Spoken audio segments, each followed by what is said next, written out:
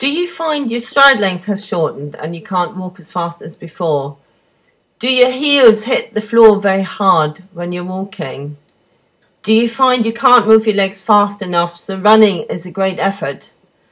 Do you have difficulty climbing over the stable door if you are accidentally locked in by a naughty kickboard that has unexpectedly shut? Do you have difficulty mounting your horse from the ground? This could be due to lack of practice, of course, because you're using a mounting block, or to muscular tightness. And, of course, you should be mounting your horse from a mounting block rather than from the ground, but sometimes you have to. Are you getting pain and tightness in the side of your pelvis and thighs from having to traipse through muddy, slippery fields? Possibly having to push or carry heavy loads while you're struggling not to lose your footing?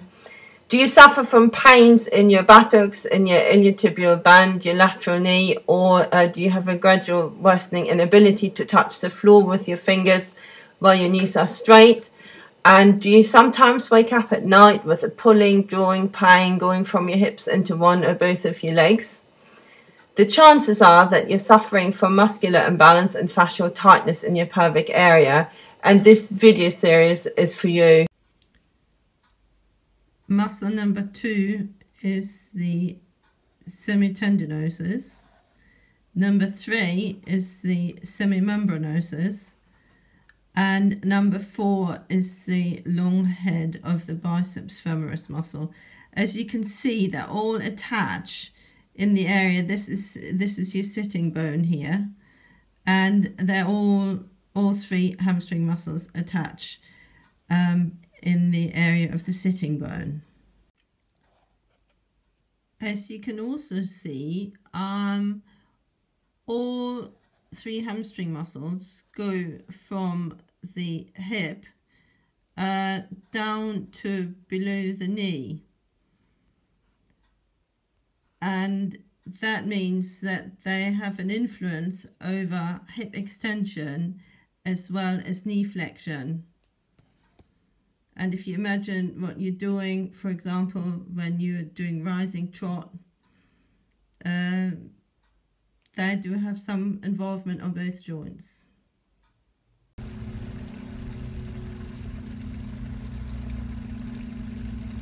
And have a rest.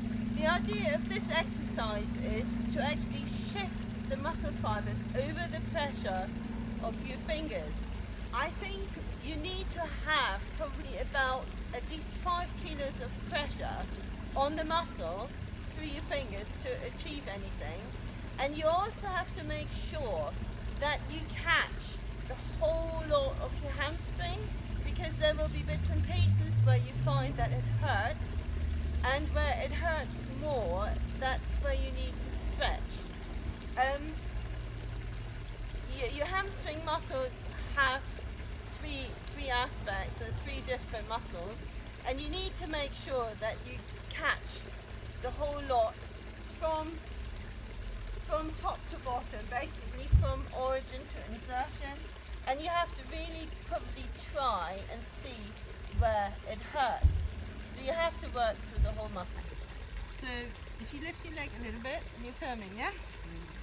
So your fingers go in like so, and the amount of pressure probably has to be about that much, at least I can feel. And I will show you in a separate video how to get those 5 kilos of pressure. And now that the leg is bent, the pressure is applied, and then we straighten the leg over the pressure. And if there's pain, you stay on there a couple of times, and if there's not so much pain, you go and find a different spot, and you can move all the way around to all the different, even at the insertion here, there, and around there you want to feel. Just do a few of those. So pressure on, and then straighten the leg. Change the spot, pressure on, straighten the leg, and you should feel it's probably quite painful. And when I do it with patients, when I do it, I'm showing it to you now so you do it yourself, but when I do it to patients, it can be very painful. So if you feel pain when you do this, that's okay. That shows that you're doing it the right way. Do the other leg briefly.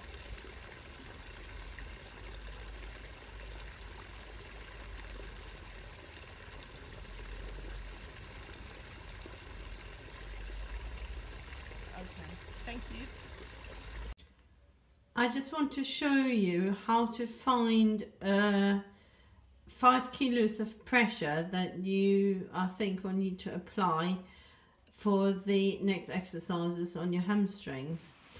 So I've got just some normal kitchen scales here, and if you put your fingers on there and press down until you get about 5,000 grams, you will see that that is actually quite hard, but that's about the amount of pressure that you will need, and you will need it with each hand.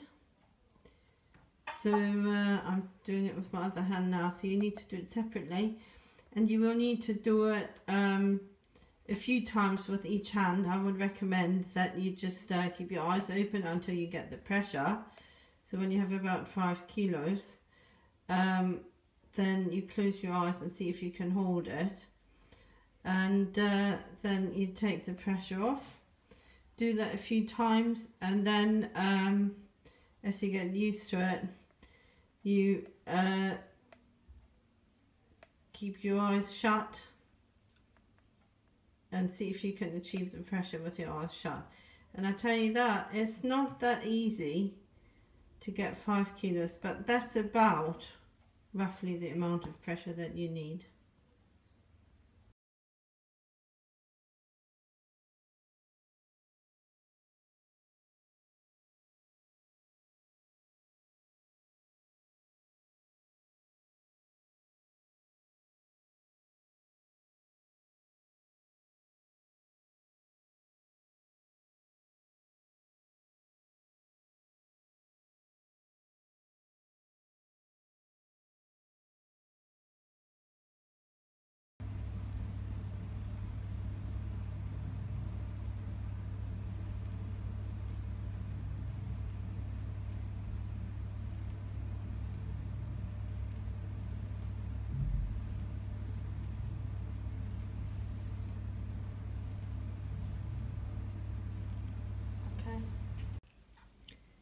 This is a side view of the muscle that is called tensor fasciae latae.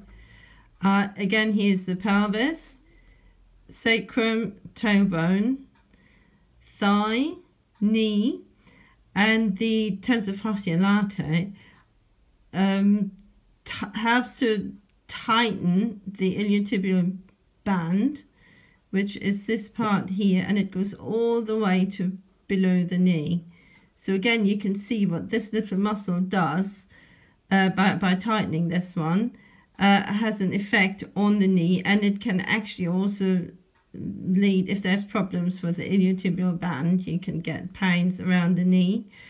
The muscle basically helps to abduct the leg, but at about 45 degrees of hip flexion. So rather than lifting the leg up like this from here, it needs to be bent about that much, and then it works from this angle to do the abduction. I don't know whether that is clear, but I'll probably show it later in an exercise.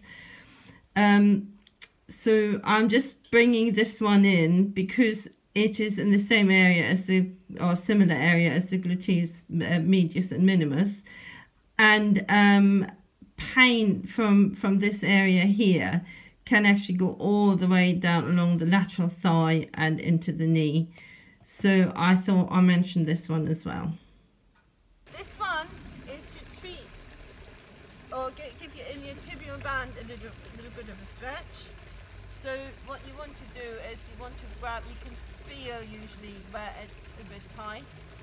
Grab it there with your own hands and move over. I'm just doing it so Lisa can feel roughly where it is and how uncomfortable it can be. Lisa is very happy.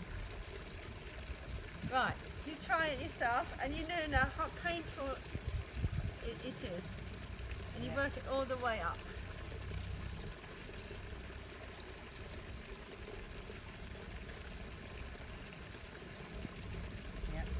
And here's the bonus one. If you want to bring a bit more of a hamstring stretch in, you can put one foot on top of the other. See if you can sit straight here, and now run along there.